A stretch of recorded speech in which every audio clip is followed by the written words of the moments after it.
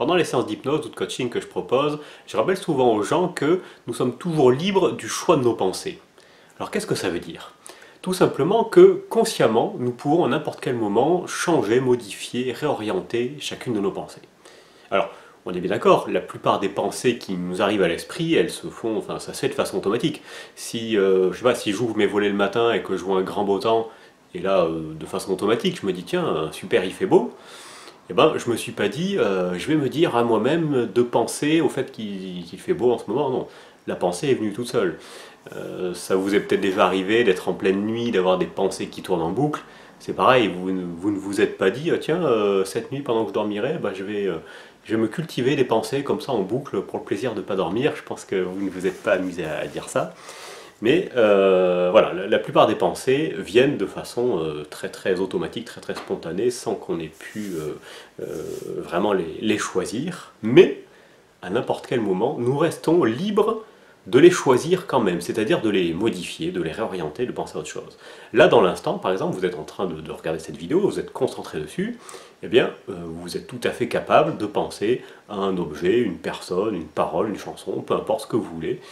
Vous savez faire, vous êtes capable de choisir de penser à une autre chose. C'est un petit peu comme respirer, c'est-à-dire respirer inconsciemment, on le fait en permanence, on est en train de respirer, on n'est pas en train de réfléchir au fait de respirer, heureusement d'ailleurs ça se fait tout seul, mais si je le souhaite, si vous le souhaitez, vous pouvez également choisir de modifier consciemment votre respiration, de les augmenter, de diminuer. Vous avez une action concrète, consciente sur votre respiration, même si elle se fait la plupart du temps de façon inconsciente. Nos pensées, c'est la même chose. La plupart du temps, elles se font de façon inconsciente, mais quand nous en prenons conscience, nous sommes libres de les réorienter.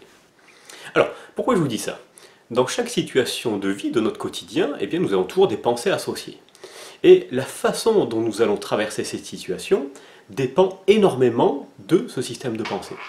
Donc je vous invite, à chaque fois que vous vivez des situations, alors on est là pour travailler, donc on va dire des situations plutôt désagréables, des moments où vous ne vous sentez pas bien, prendre un petit peu de recul par rapport à vos pensées pour vérifier si vos pensées vous aident, vous encouragent, vous permettent d'avancer, vous permettent de chercher, de trouver des solutions, ou à l'inverse, si vous avez plutôt des pensées qui sont démoralisantes, qui ressassent des choses du passé sur lesquelles on n'a pas de moyen d'action, qui cultivent, j'ai envie de dire, un petit peu de mal-être. Et si c'est le cas, eh bien prendre le temps, pareil, de chercher quelles pensées vous ferait du bien, quelles pensées vous seraient utiles, pourquoi pas même les noter, pour garder des traces, pour que ça puisse revenir plus facilement. Et donc voilà, l'idée c'est de cultiver petit à petit des pensées plutôt utiles, plutôt agréables.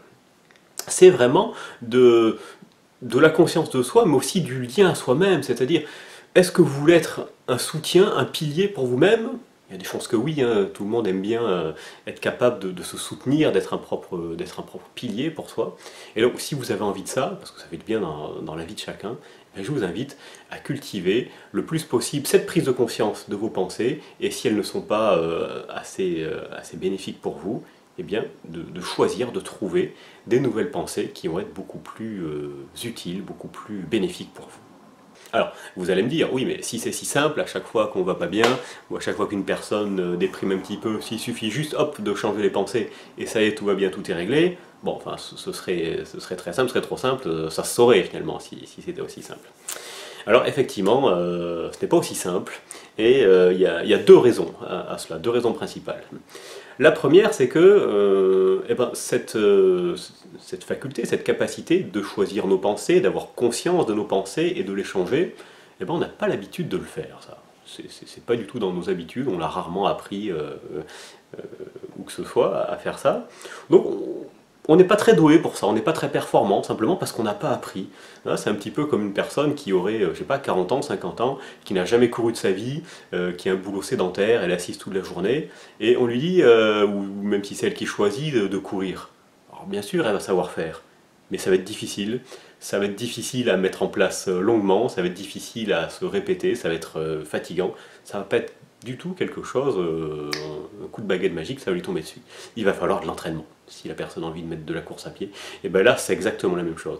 Pour être performant dans le fait de choisir ses pensées, pour que ça ait une certaine efficacité, et ben, il va y avoir de l'entraînement. Et c'est pour ça que je vous invite le plus possible à cultiver cette conscience de vos pensées, à cultiver cette petite entraînement. Vous avez vu techniquement c'est vraiment pas compliqué, mais voilà, pour que petit à petit cette habitude s'installe, d'être un petit peu plus maître, on va dire, de vos pensées.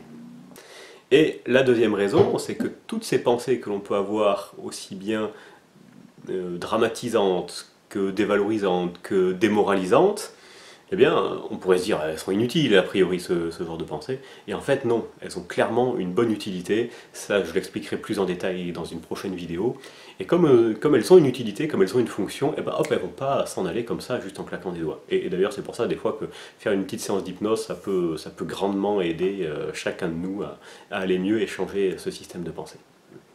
Je vous mettrai en exemple des changements, des réorientations de pensée pour que ça vous donne des idées. Et puis vous, n'hésitez pas également à écrire en commentaire vos exemples, vos situations où vous avez changé de pensée, de système de pensée et en quoi ça vous a fait du bien. Allez, à très bientôt dans la prochaine vidéo.